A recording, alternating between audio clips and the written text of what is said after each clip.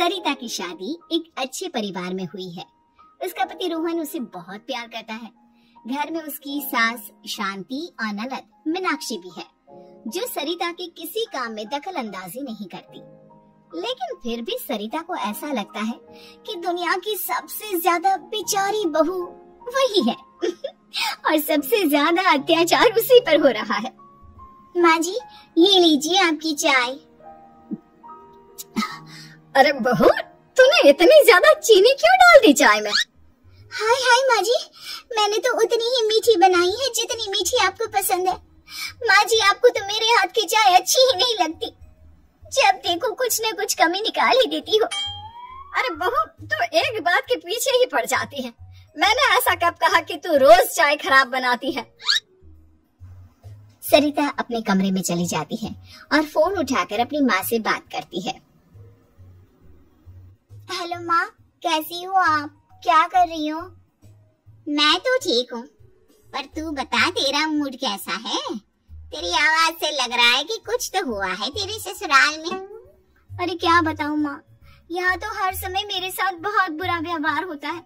मैंने अपनी सास के लिए इतनी अच्छी चाय बनाई, लेकिन मेरी सास चाय पीते ही मुझे 4 बातें सुना दी। बेटी, तू इतनी छोटी छोटी बातों पर ध्यान ही क्यों देती हो? तुम्हारी सास ने कुछ बोल भी दिया तो क्या हो गया, वो बड़ी है ना तुझसे। माँ ने इतना समझाया, लेकिन इस बात का सरिता पर कोई असर नहीं हुआ। अपनी बेचारी बहू की छवि वो बदलना ही नहीं चाहती। अगली सुबह सब नाश्ते के टेबल पर बैठकर नाश्ता कर रहे थे, तभी सरिता ने अपने पति से कहा, सुनिए जी, मुझे ना आज बाजार से कुछ सामान लेकर आना है। आज आप ऑफिस से आने के बाद मुझे लेकर चलना ना। भाभी, मुझे भी कुछ किताबें खरीदनी है। आप दोनों जा ही रहे हो तो मेरी किताबें भी ले आना। लो, अभी तो बात ही की है बाजार जाने की, तो एक फरमाइश आ गई। माँ जी, आप भी बता दो कुछ, और हाँ, मोहल्ले वालों से भी बोल दो अगर वो कुछ मंगवाना चाहते हो तो। बेचारी मीनाक्षी अपना सा मुंह लेकर रह गई। ये सब देखकर रोहन से चुप नहीं रह गया और वो गुस्से में बोला, सरिता, क्या हो गया है तुम्हें? मीनाक्षी ने तो सिर्फ किताबों के लिए बोला है। तुम्हें मीनाक्षी से इस तरह से बात नहीं करनी चाहिए। माफी मांगो उससे अभी। क्या? मैं माफी मांगू? दिन भर आपके घर की काम करूं मैं, आपकी और आपके घर वालों की बातें सुनूं मैं, और अब माफी भी मैं मांगू? ऐसा कभी नहीं हो सकता। ये बोलकर सरिता वहाँ से चली जाती है। एक दिन उनकी पड़ोसन घर आती है। अरे सरिता, क्या कर रही है? और क्या करूंगी भाभी जी, बस घर का काम ही कर रही हूँ। आप बताओ कैसे आना हुआ? अरे मैं तो तुम्हारा हालचाल पूछने आई थी, लेकिन तुम तो बिजी लग रही हो। कोई बात नहीं, मैं बाद में आ जाऊंगी। और क्या करूँ भाभी जी, जब से शादी होकर आई हूँ ना, बस काम ही कर रही हूँ, और इस घर में ना कोई मेरी कदर नहीं करता। पति है जो बस घर से ऑफिस, ऑफिस से घर। ननद को तो कॉलेज से फुर्सत नहीं। बची सास तो उनका सारा समय मेरी गलतियाँ निकालने में लग जाता है। अरे ये क्या कह रही हो सरिता? तुम्हारी सास तो पूरे मोहल्ले में तुम्हारी तारीफ करती फिरती है कि तुम बहुत अच्छी हो, पूरा घर तुम्ही ने संभाल रखा है।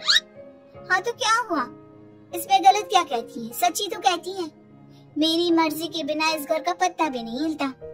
शाम को जब रोहन घर आया तो उसने सबसे कहा, कल हम सबको मौसी जी के घर जाना है, उनकी बेटी की शादी है। सब अपनी अपनी पैकिंग कर लो, सुबह होते ही निकल जाएंगे। और सरिता, तुम कान खोलकर सुन लो, वहाँ जाकर किसी की बुराई भलाई शुरू मत कर देना, नहीं तो मुझसे बुरा कोई नहीं होगा। हाय हाय जी, आप तो ऐसे कह रहे हो जैसे मैं सुबह शाम सबकी बुराई करती फिरती हूँ। आज तक कोई कह नहीं सकता कि मैंने किसी की पीठ पीछे किसी के बारे में कोई बुरी बात बोली हो तो। अरे बस बहू, बात को और ज्यादा आगे मत बढ़ा। हमें सब पता है तो हमारे साथ क्या व्यवहार करती है। ये बात घर तक रखना, शादी में किसी को कुछ मत बोलना, नहीं तो सब कहेंगे कि शांति की बहू कितना बोलती है। हाँ हाँ, सब कुछ तो मैं ही बोलती हूँ ना। आप लोग तो हर समय फूलों की बारिश करते रहते हो मेरे ऊपर।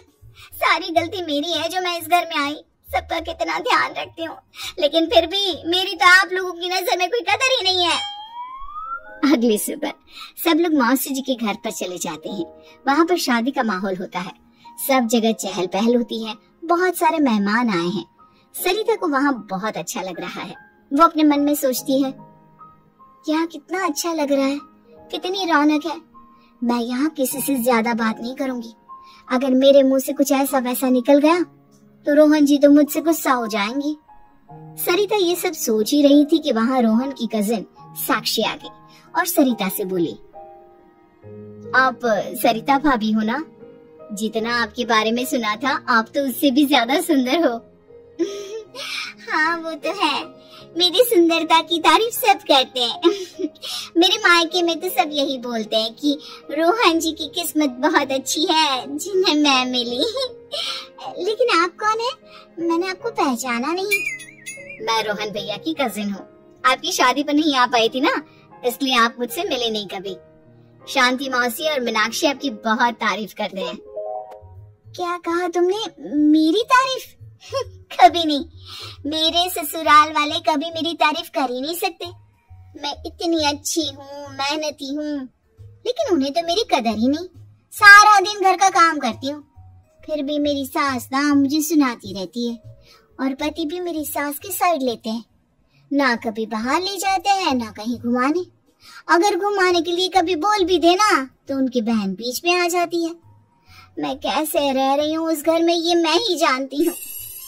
सरिता की ये बातें सुनकर साक्षी को बड़ी हैरानी हुई। अब वो हर किसी के सामने अपनी बढ़ाई और ससुराल वालों की बुराई करने लगी। रोहन और शांति को सरिता पर बहुत गुस्सा आया, लेकिन वो चुप रहे। अगले दिन जब वो अपने घर पर आए, सरिता, तुमने क्यों सबके सामने मेरी इज्जत का तमाशा बनाया? तुमसे बोला था ना कि चुप रहना। अजी ऐसा भी क्या कह दिया मैंने जो इतना भड़क रहे हो? तुम जहाँ जाती हो अपना रोना शुरू कर देती हो, कभी किसी दूसरे की बात ही नहीं सुनती, बस अपनी कहती रहती हो। तुमने सबके सामने हमारा तमाशा बना कर रख दिया है। हे भगवान, मुझे अपने पास बुला ले। जिस घर में मेरी कदर ही नहीं, उस घर में मेरा क्या काम? अरे क्या करूंगी मैं यहाँ रहकर? जो भी आता है मुझे सुनाकर चला जाता है। मैं तो किसी से कुछ नहीं कहती। सीधी सादी बहू मिल गई है ना सबको, तो जो जी में आए वो करो। सरिता ने अपने आगे किसी को कुछ बोलने ही नहीं दिया और उस दिन भी उसने सबके सामने खुद को बेचारी बना ही दिया। अगले दिन मीनाक्षी कॉलेज के लिए लेट हो रही थी, इसलिए वो हर काम जल्दी जल्दी कर रही थी। अपना नाश्ता लेने किचन में गई और पतीले में रखे गरम दूध को गिलास में डालने लगी। दूध का पतीला उसके हाथ से छूट गया और गरम गरम दूध उसके हाथ पर गिर गया। ओए माँ, हाय मेरा हाथ, माँ मेरा हाथ जल गया। मीनाक्षी की आवाज सुनकर सरिता दौड़ती हुई आई। ये क्या किया तुमने? तुम्हें नाश्ता चाहिए था तो मुझसे बोल देती, मैं क्या मना करती थी? अब पता नहीं कितने दिन की मुसीबत पाल ली तुमने। सरिता मीनाक्षी को उसके कमरे में ले गई और उसका बहुत ख्याल रखा। उसका इस तरह से ख्याल रखना शांति और रोहन को थोड़ा अजीब लगा। माँ, सरिता के दिमाग का भी कुछ पता नहीं। कल शादी में सबको इतना कुछ बोल कर आई है हमारे बारे में, और अब मीनाक्षी की कितनी अच्छी देखभाल कर रही है। ये ऐसा क्यों करती है? बेटा, तेरी बीवी की ना आदत हो गई है सबके सामने खुद को बेचारी दिखाने की, और आदत इतनी जल्दी नहीं बदलती। जब ये बोलना शुरू करती है तो रुकने का नाम ही नहीं लेती, इसलिए इसे पता ही नहीं चलता कि ये किसके सामने क्या बोली जा रही है। लेकिन दिल की बहुत अच्छी है। हमें भी अपना दिल बड़ा करके ये जैसी है इसे स्वीकार करना चाहिए।